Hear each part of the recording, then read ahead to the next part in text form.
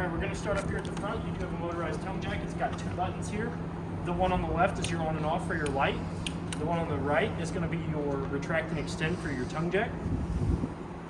It does have a silicone stopper back here. You can pull that out. This is going to be where you can manually raise and lower your tongue jack if for whatever reason the motor stops working. It is a 3/4 inch, so it also with the manual crank handles in the side here. You have your 7-way down here, which is going to connect to your vehicle to give you your running lights, your turn signals, and your brake lights. Below that,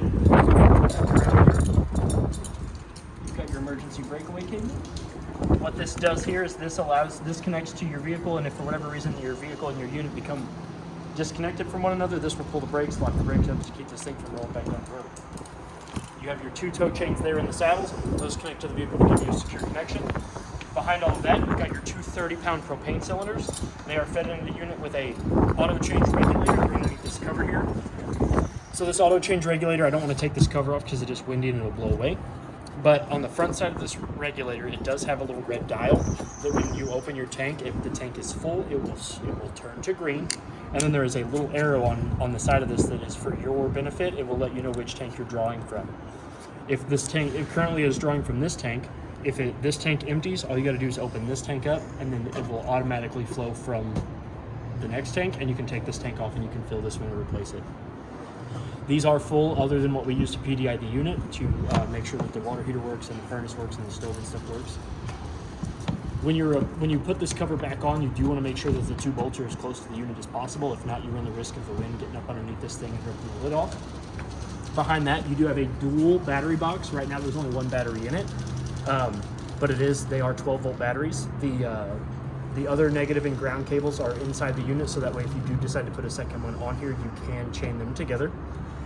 You want to make sure that these straps are pretty tight when you go put the lid back on. This box keeps all the elements and stuff from getting into your batteries and corroding your terminals faster and slower. And then up underneath the tanks is your battery disconnect. So what this knob here does is when you turn it from on to off, it will cut the power being drawn from your battery. It's up here with my finger. You can see this. I think I can get it. There we go. This, if you turn it to the off, if you're going to store this thing for the winter, or you're just going to put it away for a while, go ahead and flip this to off, and it will conserve all of the charge in your battery instead of having your unit draw from the battery, okay? So now we're going to come over here to the side. We've got a couple important pieces of information here. First off, this is your sticker that's going to show you the proper orientation to torque your lugs. Then you also have the foot-pounds that it is supposed to be, which is 100. The next sticker here is your VIN number, which is just like the one on your vehicle. The sticker underneath that is going to be your manufacturing sticker. That's going to tell you the date that this unit was manufactured. It's also going to be it's going to give you your VIN number and all the appropriate numbers if you need to reach out to the manufacturer. The last sticker here is your tire and loading information. That's going to give you the proper amount of PSI and the weight of your tires. You come around here to the side, you've got your first side compartment, which opens up with a magnet inside. So inside here, I have your outside spray hose, which is going to connect to a port in the back that I'll get to when we get to the back side of the unit. You've got your manual crank handle for your jacks and your tongue jack. In this box here is the cast iron griddle for your outside grill. I didn't want to put it on because I wanted to be able to show you what the burner looks like in the grill, but just know that this is the cast iron skillet that goes on top of your outside grill. This is the compartment that you can also put your outside grill in when you're ready to store it. This compartment is actually underneath the bed in the master bedroom. So if we come down here to the back side, before we get too far back, if you look underneath here, you do have a drain valve right there. That is going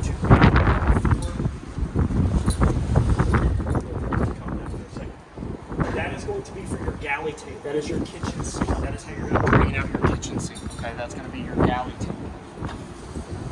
So you do have a sticker here that's going to tell you to check your lugs. And while we're talking about that, so the PSI in your tires has been checked. It's going to sit around 65, and the lugs that have been torqued to about 100 foot-pounds, as per the stickers in the front of it. You do have a side storage compartment here, which also has a magnet to keep the door open, so that way you don't have to worry about it falling and hitting your head. Behind us here, you have your water heater compartment, which we're going to go over a few things in it. First off, here at the top, you've got your pressure release valve. So this is going to automatically open if your water heater gets too hot or it builds up too much pressure. You can also manually check it by just kind of slowly putting some relief on that. You'll see that there's water coming out. There is water in the tank.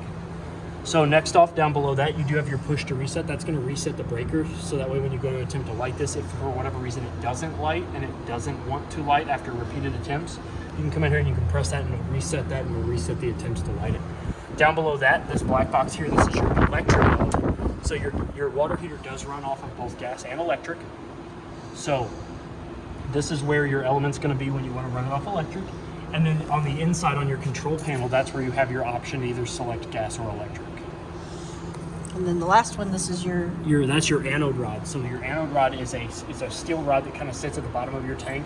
And what it does is it collects all the impurities in the water so that it does damage to that anode rod before it has a chance to do damage to the inside of your tank. And it's also how you drain your hot water heater. Yes. And it is a 1 1/16 inch socket. And if you're ever going to remove that, I recommend when you're going to drain it, flip this up and relieve some of the pressure off of your hot water tank first. Because if you go ahead and just try to remove that while your tank is under pressure, you're going to get it about 95% of the way done, and that pressure is going to push it out the rest of the way. So not only are you going to be covered in water, but that anode rod could hit you, could do some damage. So just go ahead and flip this up, lock it into the up position to let all the pressure out, and then you should be able to remove that without having to worry about it popping out on you.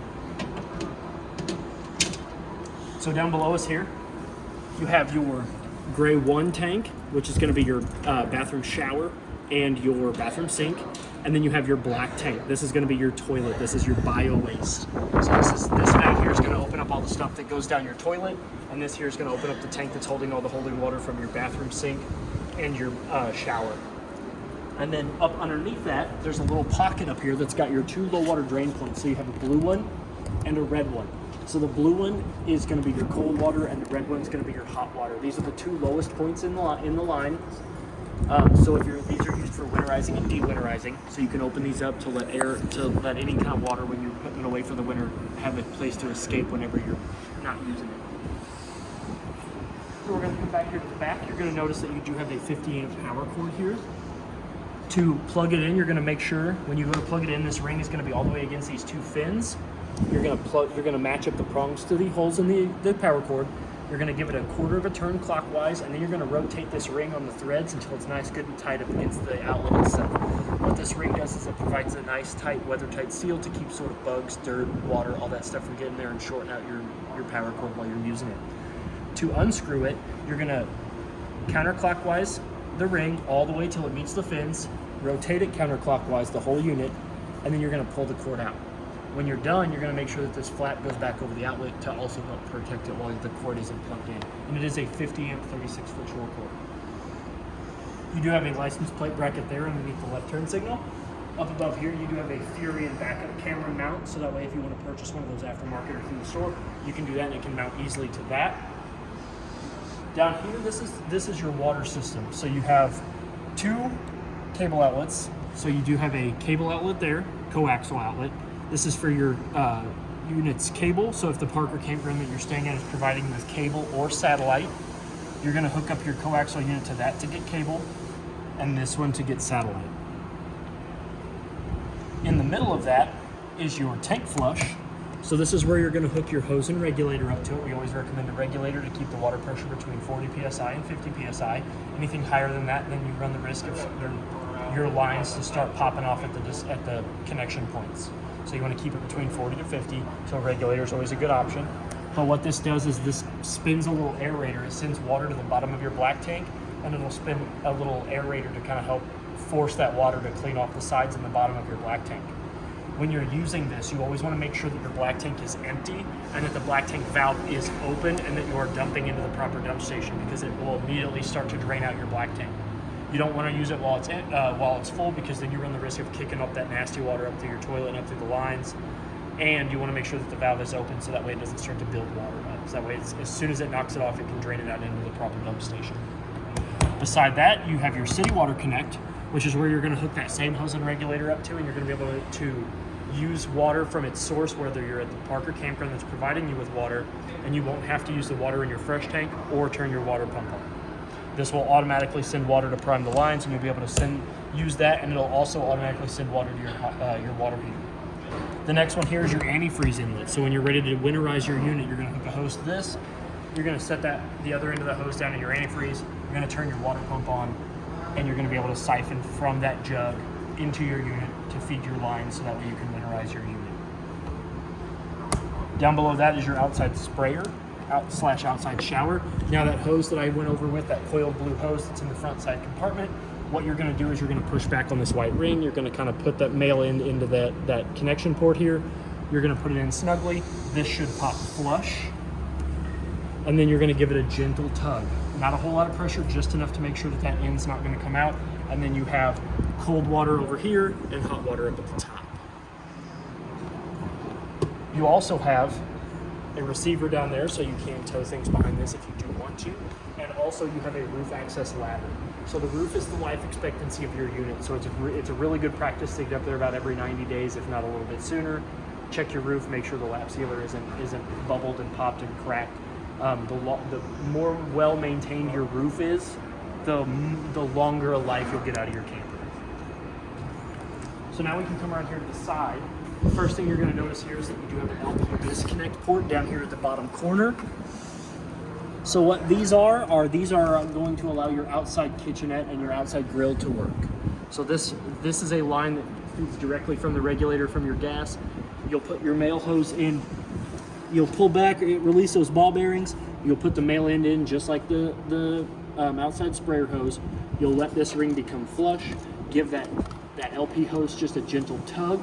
Make sure it's in there nice and secure. And then to start the flow of propane, you're going to flip this lever here to where it's parallel with the valve itself. When the valve, it also locks that ring to keep your hose from being able to come off. And now you can light your grill. Speaking of that, we're going to go ahead and get to that. So if we open up this compartment door here, I gotta be careful. Gotta be careful because it gets super close. Very nice. So I can't light it because it is rather windy and it's not going to light properly, but I will go ahead and show you the proper steps to light it.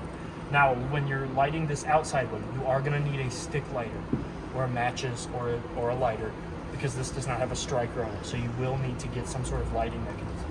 So we're going to go ahead and swing out this table. So here's that hose I was telling you about. If I pull it out, you do have a male end at the end of that hose. So I'll show you what that looks like plugged in. So if you can remember, I told you to push back on that, insert the male end, let that become flush, give it a gentle tug, and then you're going to flip that lever. That's going to allow the propane to flow from the tanks up into your water. So, in order to light this one, you have 2 wind guards on either side that you're going to want to pull out. Especially today. And they've got 2 little metal saddles that you can sit on either side of the burners. You're going to push in, and you're going to go to the light. It's also got a little flame symbol there. So you're going to make that red arrow go to the light symbol. So you're going to push in, turn it to light. You're going to hear gas escaping from each one of your burners, and then after you've held that for about 3 to 5 seconds, you're going to go ahead and take that stick lighter while you're pressing down and on the light, and you're going to attempt to just light that burner anywhere around the flames are going to come out. Once that's done, that should light up. Hold it again for another 3 to 5 seconds to let that flame get nice good and hot, and then you can let off, and then you can adjust your temperature. Again, you are going to need some sort of long stick kitchen lighter, or if you're brave enough, matches or a regular lighter. And then once we're done using that, you're going to fold in the wind guards. You can lower this down. We recommend letting it cool off. Yes, always recommend when you're done using this, let it cool off before you set it. You're going to come down here, you're going to flip the lever to being closed. You're going to release the hose. And then I always just tuck it. When I close this, you don't have to worry about it because it comes down through the bottom. So you're going to tuck it, and then I always tuck the end. You have a nice, good, very refrigerator out here. Temperature control knob up here. You've got minimum at the top, maximum down here at the bottom, and there's a little indentation on the front of the dial there, so you can't see what you're selecting. And this is a 110 refrigerator? Yes. Yes. So it only works if you're plugged in. Yes, ma'am. You also have a GFCI protected 110 outlet out here, so if you do have another sort of like outside kitchen appliance that you want to plug in, you can do that. You can also store the appliance up here along with any sort of outside dishes, spatulas, napkins, paper plates, all that good stuff. Snacks. And then you do have a motion control, light control, motion control light up here that after this door is closed, after about a minute, that will go off. And then as soon as that door opens, it will kick that light on automatically, so you don't have to worry about that. So I'm going to go ahead and lower this back down. We're going to close that up. So next we're going to move on to your furnace vent. So this black panel here, this is the back side of your furnace. You do have a vent here. Air goes in the top and out the bottom. Now this does get hot enough to curl hair on your arms, and it does get hot enough that if you touch it, it will burn you. So if you're running your furnace and you have people outside playing, outside sitting, tell them to stay away from this furnace vent. Another good investment for your furnace vent are what are called mud dauber screens. They are 2 little domed screens that will sit over each one of these, the intake and the exhaust, and they will keep the mud daubers out. There is something about the smell of propane that mud daubers love, and they will go in and they will build homes, and they can do damage to your furnace. They can do damage to your quick connect lines, and they're a pain in the butt to get rid of. It's like a $20 part, or it's $100 and some odd dollars an hour for us to go in there and fish them out. So it's a really good investment for those mud dauber screens, because once you put them on there, they'll be on there for the life expectancy of the unit. Next, we've got your outside griddle grill combo. So this will sit onto the unit with the rail. See if I can. So this is how it's going to sit in the outside compartment. You're going to grab it, you're going to bring it, you're going to set the top 2 feet on the back side of that rail, and it's got 2 supporting feet that are going to lean up against the side of the unit. Now you've got that nice, good, and secure. The back of the quick connect hose, just like the outside sprayer and just like the other stove's quick connect, it's the same kind of design. You've got a lever, you're going to push back, so we're going to reverse that. We're going to pull back, we're going to put that over, we're going to let that become flush, we're going to open that valve. That's going to let propane go into the grill from the hose. Up underneath, we've got the same setup. You do have another LP disconnect right there. Same setup. It's the same style. Push back on the brass ring, insert the male end, let it become flush, give it a gentle tug, flip that lever.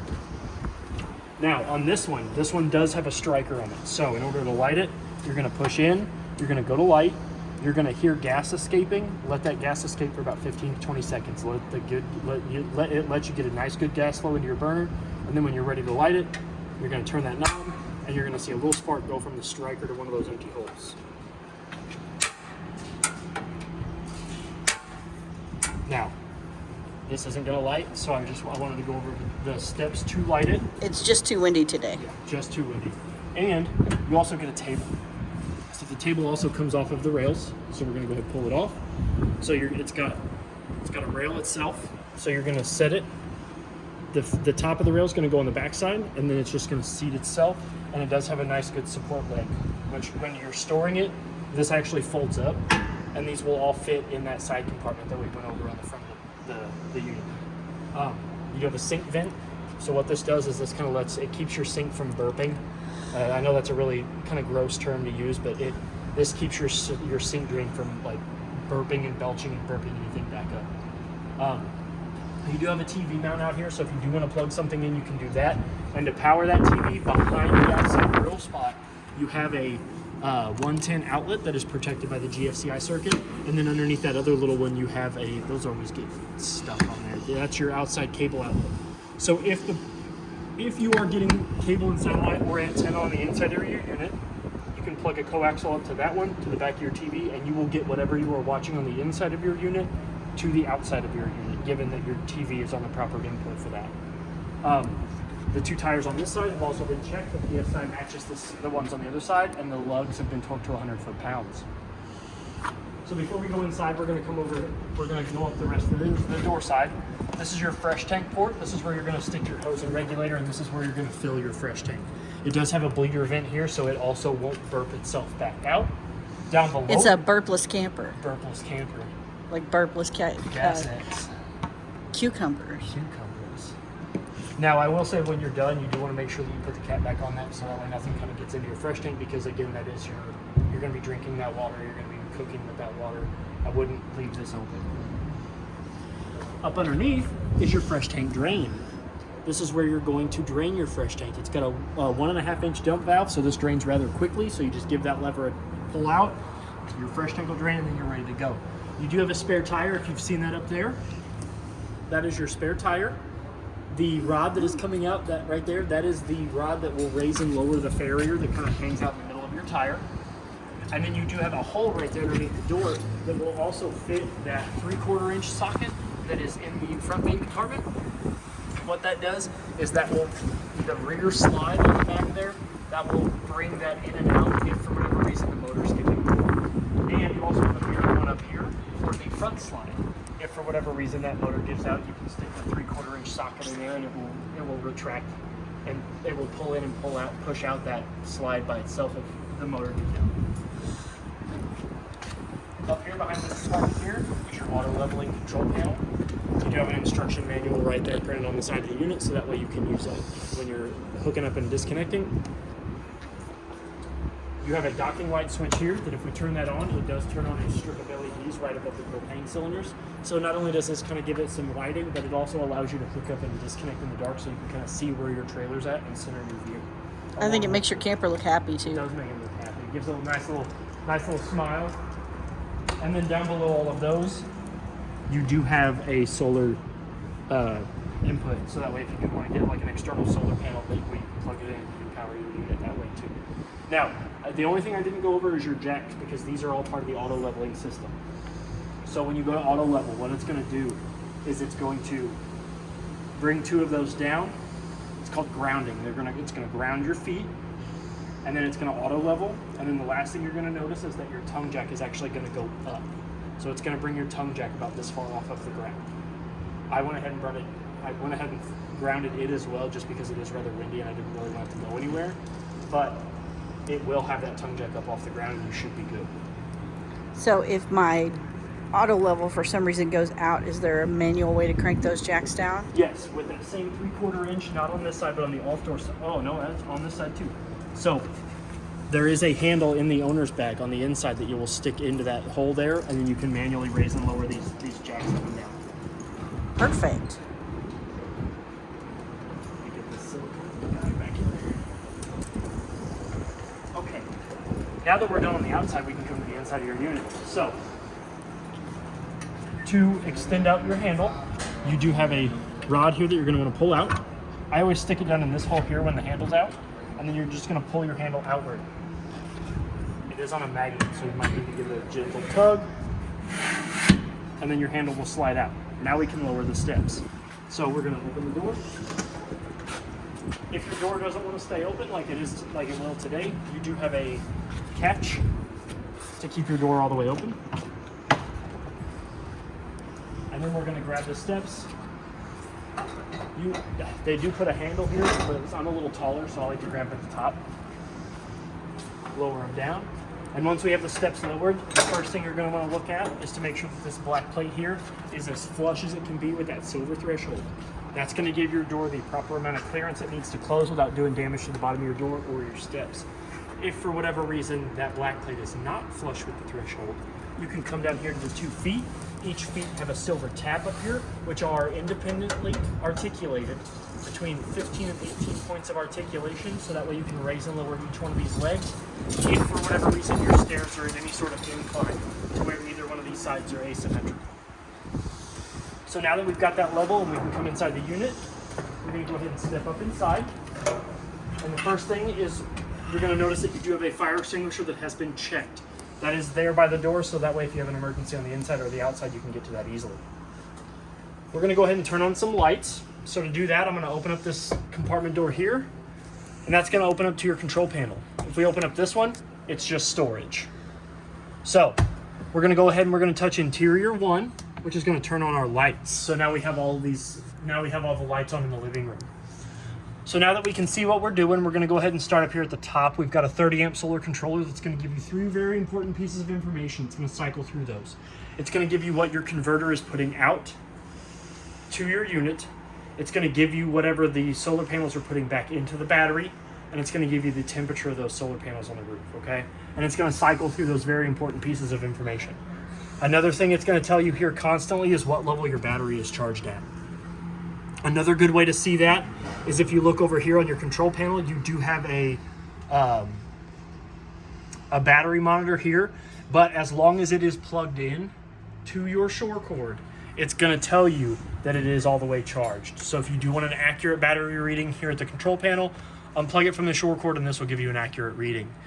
Now that we're done with that, we're going to go down here to the awnings, the awning and lights options. You do have a awning light, which if we turn that on, it is going to turn on the strip of LEDs that run the length of your awning. And if you notice when we turn one of the lights on, it goes from a white color to a dark blue. So we're going to turn that off. You do have a little step light down there that turns on with the step light. Interior 1 is your living room lights. Interior 2 is the sconces on the wall of the slide. And then bedroom, of course, is the 4 LEDs that are in the ceiling of the bedroom. And then this is a connect button. So this unit is equipped with the WeRV system, which means that you can turn this on and then you can connect to the WeRV app through Bluetooth. So if you're outside and you want to turn the lights on, or you want to do something, you want to check your holding tanks, you want to do anything, it's got a whole list of stuff that you can custom set to as well. You can do that. You can hit this button here. You can connect your phone to the WeRV, which all the information for that is going to be in your owner's bag, and I'll show you where that's at when we get over there. But all that's going to be in there, and then it allows you to kind of control what goes on in your camper from your phone. Just about as long the range as the standard range that Bluetooth allows you to do anything with. Down below, the next one is your water heater option. So you have a water heater on gas, which the little flame icon is indicating that it is gas. So you can hit that, you'll hear it turn on, you'll hear it click a couple times, and you should hear like a brief whoosh, very scientific term, brief whoosh. That is very scientific, that's your by the way. pilot light turning on, and it's gonna start heating your tank. The next button here is your electric water heater. So what I like to tell people is turn your gas on first, let it get nice, good, and hot, and then turn your electric on to kind of help keep it maintained. So if you don't want to use all your propane on your hot water heater, get it nice, good, and hot, and then turn your electric on, and your electric can keep it. Can I use them both at the same time? I don't recommend it. I don't recommend it at all. You do have a water pump button here, which is going to turn your water pump on. So if the unit has a fresh tank full or any amount of water in the fresh tank and you're ready to draw from the water pump, you're going to turn this on. You're going to hear it prime, which means it's siphoning from the fresh tank. It's going to fill the lines. It's going to fill your water heater. It's going to fill, there is a water filter underneath the bathroom sink, and the water filter itself is in one of the drawers. So you're going to put the water filter down in that. You're going to screw that clear cap back on, and you'll actually see water go in that and then come up out of it. And that's going to go into your line, so you do have filtered water in your unit. And then the next button here is your tank heater. So what your tank heater is it's a heating element underneath your holding tanks to keep them from freezing. It is not an alternative to a water heater. It only allows the water in your tanks to stay above freezing. So you cannot use it to heat the water in your fresh tank. Down below that, you have your awning retract and extend buttons. It is extremely windy, so I'm not going to extend out your awning, but I am going to briefly cover some stuff that's very important about your awning. So, your awning is going to be one of the most expensive repairs on your unit. So on a day like today, I wouldn't put your awning out, especially if it's windy. It was picking ladders up over here and just scooting them off. If you're using your awning and you're going to go away from your camper for more than 5 minutes, bring your awning back in. It takes a total of 30 seconds to push it all the way out and a total of 30 seconds to bring it all the way in. If you're really not worried about it, I'm going to leave that up to you, but I would just recommend bringing it in when you're done using it. If your guys are done outside, you've packed up all your food, you're ready to hang out inside for the day, bring your awning in too. And then you've got your slide 1 and slide 2. So slide 1 is going to be your master bed. That's going to bring your slide in and out. And then slide 2 is going to be your kitchen, your armchairs and your refrigerator slide. In brings it in, out pushes it out. The last thing I want to go over before we move on are 2 last things. You've got your tank controls up here, which this is going to be your fresh tank. It's going to read off the empty 1/3, 2/3 full. You've got your black tank, which is your toilet. You've got your gray, which is your bathroom shower and your bathroom sink. And then you've got your gray 2, which is your kitchen sink, or known as the galley tank. And this whole panel will go off with this little guy right here. This is a light control, just like the lights in your outside kitchenette and just like the lights in the other compartment, the off-door compartment. It has a motion control light, so if you walk past it, it'll turn on and it will always show you what the tanks are at all times, what the levels of the tanks are. And then once you step away from it for a while, this will all fade to gray, and you can just walk past it to turn it back on again. So whenever you close this, all those lights will go off. When you open it back up, they'll all come on. You'll be able to see what your tanks are. So you don't have to worry about holding a button or anything like that. You can just be like, I wonder what my tanks are at. Open the door. There they are. Now that we're done with that, below, you've got closet space. Down below that, tricked you. No, this is a compartment that goes into all the hard wiring, so which is a compartment you should never need to, but they did put a door there just in case. So now we're gonna go along this wall and work our way around, okay? So now that we're in here, we're gonna go ahead and turn the lights on. So you can turn them on with the switch out there at the control panel, or you can flip this switch here and it'll turn the lights on. Another neat feature that this unit has is you can actually hold the lights and they will dim. And then once you wait a little bit,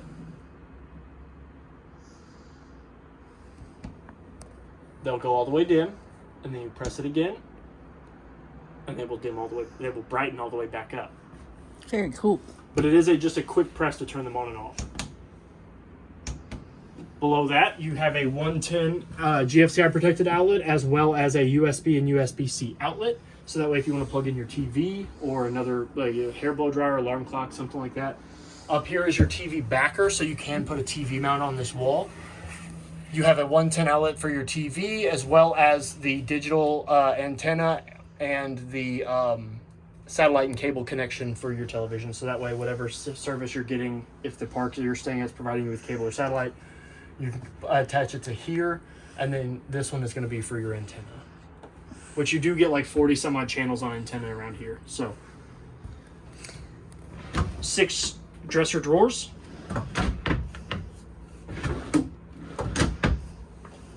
Two deep ones at the bottom. One cabinet here. And then down below that is your auto detect fuse panel / breaker box. So if we open this door up, you'll notice that you've got some breakers. The one that you're probably going to want to use the most are going to be your GFIs, your bathroom GFI and your kitchen GFI. So these are going to be controlled, like if you get water in one of your outlets in the kitchen and it shorts out, it's on a GFCI circuit, which means that all you got to do is make sure that this doesn't trip. There's also an outlet, there's also a master outlet for each one of those in the kitchen, so you can hit the test and reset buttons just like the GFCI outlets in your home. Then you've got your fuse panel over here, which is an auto detect, and what the auto detect does is if one of those fuse ever blows, a little red LED will illuminate next to whatever fuse it is, so that way you exactly know which fuse it is that blew.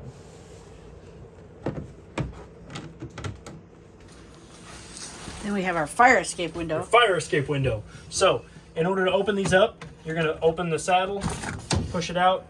Obviously the door's in the way, so it can't go all the way out. But if you ever need to get out of here in the case of emergency, you'll push this whole handle out the door, and then you'll grab this thing here, yank it out, and preferably go out feet first. Yes.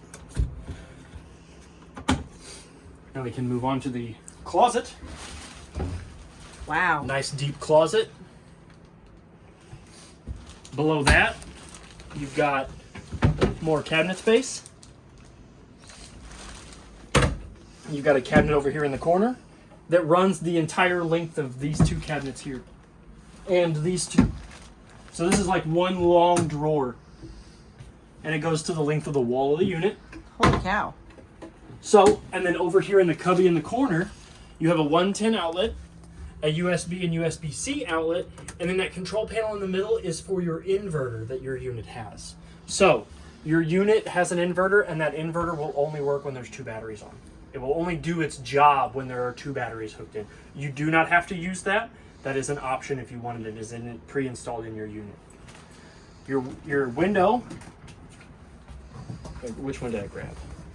Okay, it's only got the one. Your window has a shade that pulls down. Watch me embarrass myself with this one again. So in order to get these back up, grab, tug, let it go back up. Yay. I did it right that time. And then you also have a 110 outlet over here on this side of the bed as well. So if you have any CPAP machines or anything like that you need to plug in, you can do that.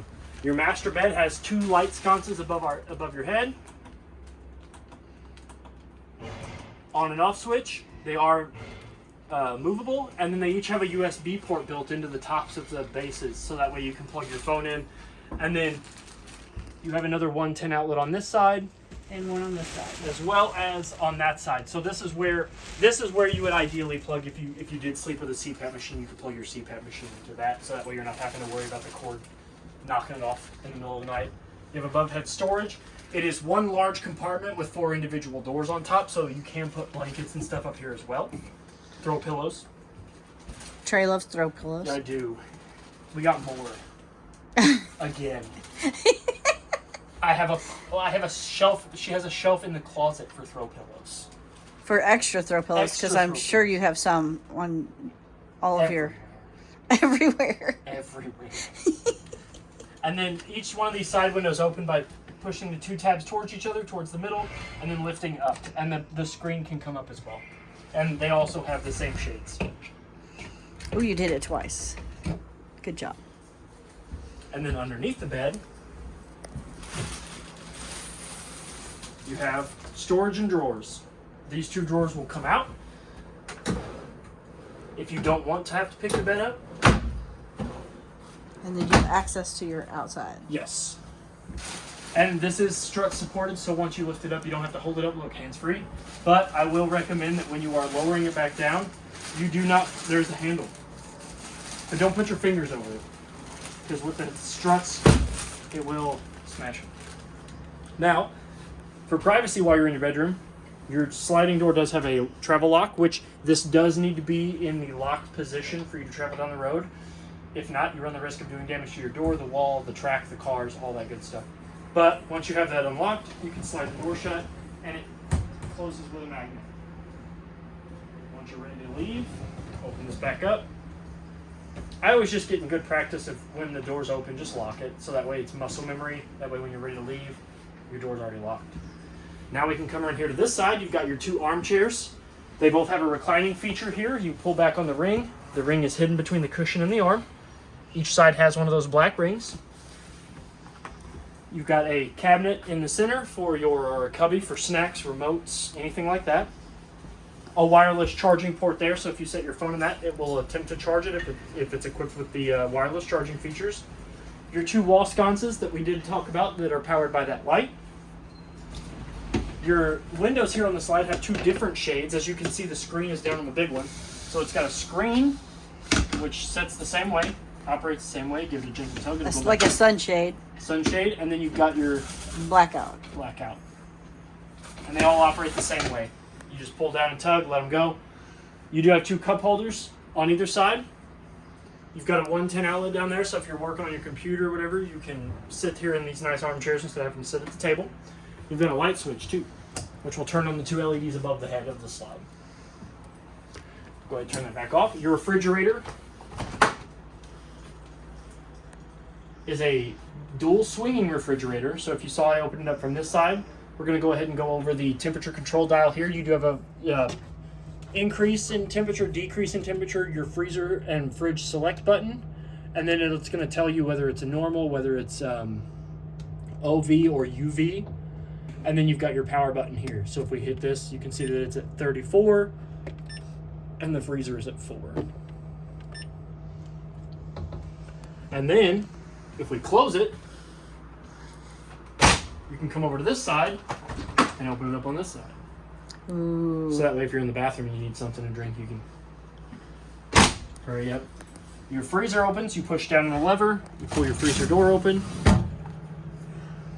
You've got a sliding tray that is safety taped there for travel mode, but you can undo that if you want, but you can move that so you can get to the deeper portion of your freezer. And then you have a drawer down here at the bottom for some more snacks. Over here, you've got a nice big pantry.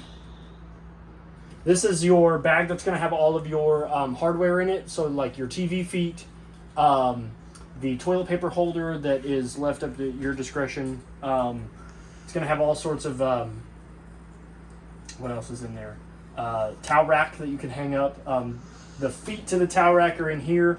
And then the rod is in the drawer down there, which I'll put everything in here. These 2 cables here are your positive and ground for your second battery. So what you'll do is when you want to chain that second battery, you'll go from hot to hot on both batteries, and then neutral to neutral on both batteries. Okay. You do have your television remote for your Connex TV. It is a smart TV, so it does pick up if you do have Wi-Fi, if you have a hotspot or anything like that, it will connect to the internet. Your Max Fan remote, there are 2 of these. There are 1 in here that I have left unmounted, so that way you can put it wherever you want. And then there's actually 1 mounted to the wall in the bathroom as well.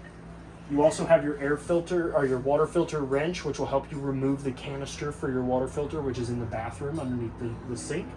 And then you've got that outside TV mount that I was telling you about. So this will mount to any sort of flat screen LCD monitor, and then you can put that on the outside wall mount if you want. And then underneath that, you do have a binder that is the history of Rockwood. So it's going to give you a bunch of information on the history of Rockwood RVs and campers and stuff like that. Very cool. Down below, you've got a big deeper pantry for your big stuff. Now we can come over here to your thermostat. So this is your thermostat. It's a touch screen, so to wake it up, it's going to give you your set temperature, the room temperature, and what is currently working. So if we touch it, it's going to wake up. You're going to see that it is an Air Excel thermostat. The room temp is 71. Whatever I had it last set at was 69. So you can see that it's got a couple options. It's got cool, which is going to be your AC. And then it's got gas heat, which is your furnace. Then you've got 2 options on your fan high and fan low. I always recommend fan high. Fan high.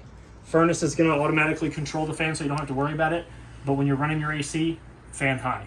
Fan low, you run the risk of your compressor burning up and it just not working, and that's an expensive repair. So just leave it on fan high, and then of course you've got off. So now, and then you've also got your settings, so you can kind of go through and change the brightness of the screen, change the temp from Fahrenheit to Celsius, max fan setups, zone setups, and it'll give you the firmware and the bootloader for this as well. And then you've got an up and down arrow to set and to increase and decrease the set temperature of the climate in the room, okay? Next, we've got a bathroom, which has the same style pocket door that the bedroom has. Same style magnet. You do want to make sure that this is in travel mode, which is pushed all the way in and locked before you go anywhere, like we talked about in the master bedroom door. You've got a nice big walk-in shower that's got a sit-down corner in it. It's got a skylight above it so you can shower in the beauty of nature. And pardon me, let me turn some lights on. We've got 1 light for the lights above our head. We've got another light for the light around the mirror. I don't know if you can see that. Let me get my big head out of the way. And then 1 light for if it's all dark in here and you want to go to the bathroom and not wake everybody up. Very cool. We'll go ahead and turn these 2 off. So you do have your light above our head. You have a skylight so you can shower in the beauty of nature if you want. You've got some AC louvers. These are your max air vents. So your remote here has a couple buttons. So if we turn it on, it's going to wake it up. And then we can go up here and we can press on. And what that does is it's automatically going to open that vent and automatically turn that fan on to whatever speed you're sitting at. So if we want to decrease the speed, we'll hit the minus button. Oh, sorry. That's going to decrease the temperature. So if it detects that it's going to get to a certain temperature, it will automatically shut off and open up too. So you don't have to worry about running it. Like if you don't want the air on, you can automatically have it set up to open these up so that way you get some natural air going. But to control the fan speed, it goes in increments of 10% all the way down to 10. And then you can do auto too, which will do the automatic timing thing, you can set the temperature to have it automatically open up at a certain temperature. And then you can push this button here to open and close the vent, which you should never be running the fan with the vent closed anyway. So, but we'll go ahead and turn that fan speed back up. I'll turn it to about 50. We'll go ahead and turn it off. And when you turn it off, everything shuts off. The vent automatically closes and the fan turns off. This one remote, I know you have 2 remotes, but this one remote will work every one of these fans here. So you do have an extra remote. All you got to do is just got to be in proximity to the fan that you're wanting to control with the remote. Behind that, you've got that's your GFCI bathroom 110 outlet. It's got the test and resets just like the GFCIs in your home. Back over to your shower real quick. You have a shower miser. So up at the top means that your water's going to come out of your shower head. In the middle, it's going to turn it off so you're not going to get any water flow. And down at the bottom means that it's going to recycle water. So if you're boondocking it and you don't want to waste your water till it gets hot, you flip it down to this, your water starts to get hot. This little elbow bracket here, this little PVC navy blue elbow bracket will actually start to change colors when it meets hot water. Then that way when you know that your hot water is hot enough for you, you flip it back up to shower mode and you've wasted no water because all that water goes back into your fresh tank. So it saves all that water for you until it gets to being hot. You flip up into shower mode, no water wasted. Now your shower head does have a button up here to turn it on and off at the shower head. So if you don't want to waste any hot water by letting, by somebody getting out and somebody else coming in, you can hit this button, cuts the water flow off. You can get out, somebody else can get in. They can hit that button instead of having to wait for the water to heat up. Now if you're tall like me and you like a tall shower, you can leave it set where it's at. But if you got kids or something that are getting in here and they don't want to have it so high up, you can push this silver button in the back and you can lower your shower head handle all the way down. Same thing kind of goes for your soap caddy, but you can just kind of wiggle that one up and down. It's pressure sensitive, so you just kind of play with it a little bit and then it'll sit where you leave it. You've got hot on the left and cold on the right. 2 shelves for some soaps. Behind us is your sink. Again, hot on the left, cold on the right. To draw water from it, push up on the robot's nose and water will come out. Up here behind me, where's my medicine cabinet with shatterproof glass. Well, not shatterproof, but safety travel glass, so that way it won't explode when it shatters. And last but not least, large closet space in the bathroom. Wow. So you don't have to run with those little dinky hand towels, so you can actually get full-fledged towels. Very nice. Your toilet is a 2-portion valve toilet, so if we put our foot on it, water will come out of the bowl. As you can see, there's a little bit left in the lines. And then when you're ready to fill it, you just floor it. All the water and all the nasty stuff goes into the bike tank where it belongs. Under sink storage, also your water pump is in behind the to the left of this over here, as well as a rack to go with like a hairbrush, toothbrush, stuff like that. And then you've got a small storage here for extra toilet paper. Very nice. Now we'll move over here above our heads. We've got storage. You got your standard Magic Chef spin top microwave, just like the microwave in your home. It's got all the same functions and features. Below that, cabinet space, big cabinet space. You do have your kitchen master GFCI outlet here with the test and reset button, as well as a USB and USB-C outlet. Down below that, oh come on. Oh, maybe this one doesn't. Maybe it's tricked me. Yeah, that one's just there for decoration. Tricked me. I just got done with this one too. Stove. You do not want to cook on this glass top stove. It does get hot, but it does not get hot enough to boil water. And it will break. It will break. To turn your stove on, we're going to press up. You're going to see your burners ignite. We're going to go ahead and select the one we want to turn on. So say we want to turn on this middle one here. We're going to push in. We're going to rotate. And it's automatically going to ignite if the gas is going. So you don't have to like turn a striker knob or anything. Hold that for a little bit. Let go. And you can adjust. And it turns red when you have propane coming through it. Yep. See, that's why you want to hold them. So if you notice that went off real quick. So we let it sit for a while, turn, and then adjust them.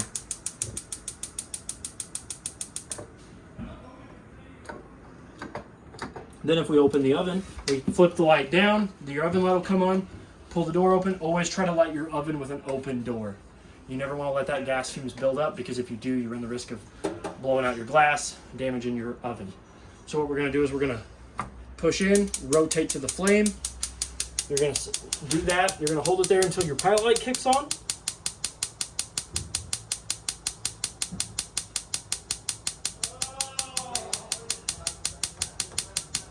Your pilot light's going to kick on. You're going to hold that again for about another 15-20 seconds. Let that pilot light get nice, good, and hot. Let go. Oh, see, it went out. There it is.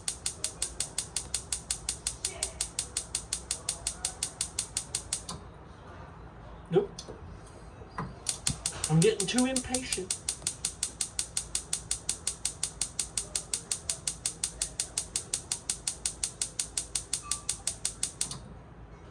There it is. And you'll watch it run like a fashion show. It'll come down the runway. Now we'll turn this off. Close the door. Now, if I was going to leave this on for a while, what I would recommend to people to do is when you're done using your oven and you've left it on for a while, so you've cooked something in it, I always leave the door like this just to help kind of let that excess heat get out, so that way you don't build up heat and any sort of extra fumes that are off when you're using your oven. You also have 2 furnace vents here. You've got 3 drawers. This one has a silverware utensil organizer. Down here is the rod for your towel rack, as well as a TPMS sensor that once you come to pick your unit up, we will show you how to use that, and it will be pre-programmed, so that way I can walk you through if you want to connect it to your vehicle as well. Down below that, another shallow drawer, silverware drawer. Below the sink, you've got your trash can area. You've got your carbon monoxide and LP detector down there. You want to test those every they say every 90 days. I recommend people do it every time you're going to be using your camper. You're packing up for the weekend, you're putting your groceries in here, test that, the smoke detector on the ceiling, and check your fire extinguisher. Every time. It's going to save your life one of these days.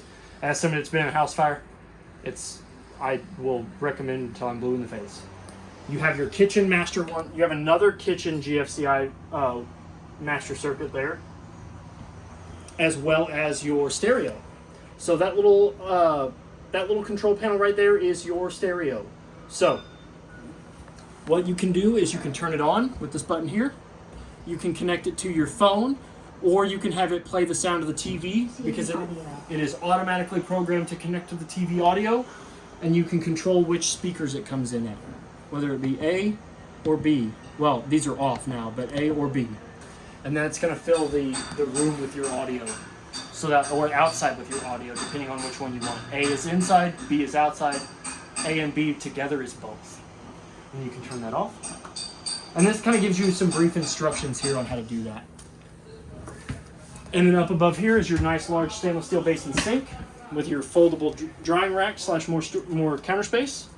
And again, just like the sinks in the bathroom, hot all the way to the left, cold all the way to the right to draw water, bring the nose out, as well as a privacy window here.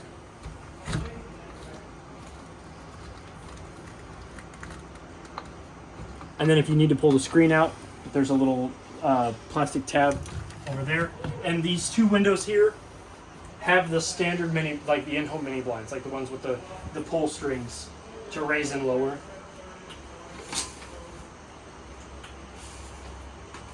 As well as the pitch rod on either side, so that way you can kind of decrease the sunlight or increase the sunlight that you're letting in with that, okay?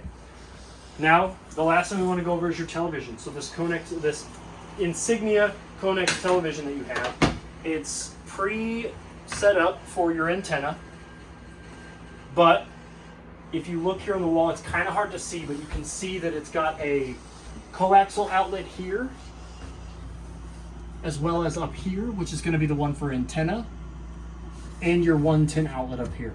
So you shouldn't ever have to plug anything into this to get antenna, because your TV's already getting antenna through this silver line here.